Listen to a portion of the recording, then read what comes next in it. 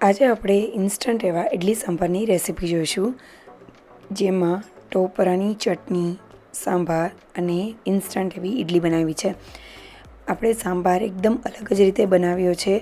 સાંભાર જે લોકોને જનરલી કેવું હોય કે તુવેરની દાળમાંથી બનતો હોય છે, પણ જે લોકોને કેવું હોય કે તુવેરની દાળથી પિત્ત થતું હોય અથવા તો વાયુ થતો હોય, તો તે લોકો માટે આ ઇડલી સાંભાર બેસ્ટ રહે છે, બેસ્ટ ઓપ્શન છે. જરૂરથી ટ્રાય કરજો. ખૂબ જ સ્વાદિષ્ટ એવો બનીને તૈયાર થાય છે અને મેં એક અલગ જ રીતે બનાવેલો છે, તો જરૂરથી રેસીપી ટ્રાય કરજો. સાથે ઇન્સ્ટન્ટ એવી ઇડલી પણ બનાવેલી છે.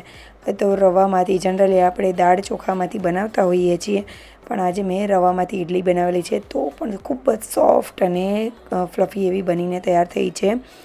અને ચટણી, તો ચટણીમાં કેવું હોય કે દાળિયાની ચટણી બનાવતા હોઈએ છીએ, પણ ઘણી વખત મંગળવારે કે રવિવારે આપણે દાળિયાનો ઉપયોગ નથી કરતા હોતા, તો તેના બદલે મેં આજે શિંગદાણાની ચટણી બનાવેલી છે. આ બધો કોમ્બો ખૂબ જ સ્વાદિષ્ટ એવો લાગે છે અને પચવામાં હળવો અને ખૂબ જ ટેસ્ટી એવો બને છે.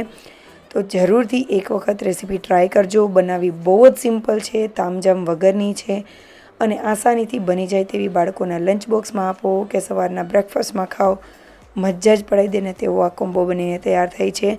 તો જરૂરથી એક વખત રેસીપી ટ્રાય કરજો.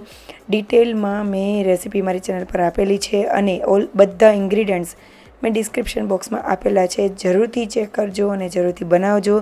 અને રેસીપી કેવી લાગી એ મને કમેન્ટ કરીને જણાવજો. અને જો સારી લાગે તો લાઇક, શેર અને સબસ્ક્રાઈબ કરવાનું ભૂલતા નહીં અને ફોલો જરૂરથી કરી દેજો. Thank you for watching.